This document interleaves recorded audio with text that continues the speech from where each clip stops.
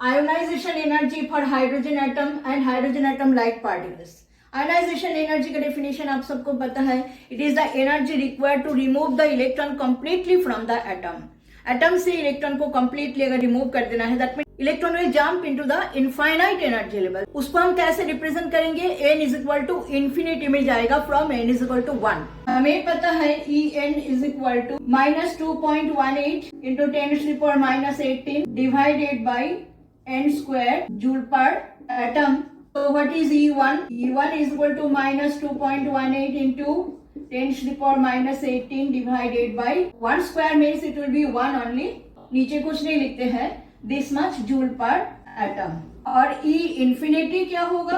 अभी n की value infinity अगर आप पुट करोगे तो 2.18 into 10⁻⁻18 divided by infinity square, ये वैल्यू 0 हो जाएगा। So it will be equal to 0. So ionization energy will be what? E infinity minus E1, that means 0 minus -2.18 into 10 to the power minus 18. So it will be plus 2.18 into 10 to the power minus 18 joule per atom. और अगर kilo joule पर मोल में हम express करते हैं तो same ही होगा। Ionization energy of the hydrogen atom will be E infinity minus E1, E infinity it will be 0, so ये आ जाएगा प्लस 1312 किलोजूल पर मोल।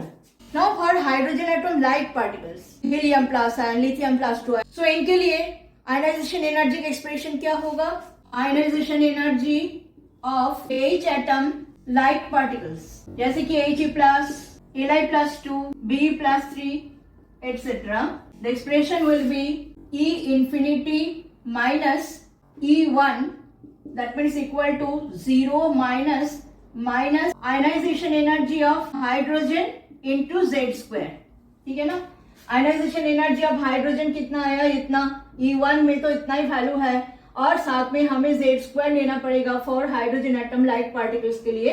सो E infinity minus E1, that means it will be equal to 0 minus ionization energy of hydrogen into Z square. यहाँ पे देखिए ionization energy of hydrogen के लिए हमने E1 में क्या पुट किया? n की वैल्यू 1 पुट किया, दैट मीन्स ये कितना आ गया था?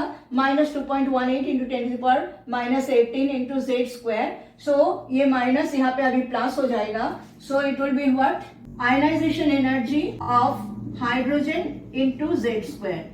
ये आपका हो जाएगा ionization energy of hydrogen atom like particles. अगर हम He प्लस के लिए for example ionization energy calculate करना चाहते हैं तो for He plus ion Z square मतलब 2 square ionization energy of hydrogen, that means 4 ionization energy of hydrogen. इस तरह से आप Li plus 2, B plus 3 ये सब का आयनाइजेशन एनर्जी को कैलकुलेट कर सकते हो।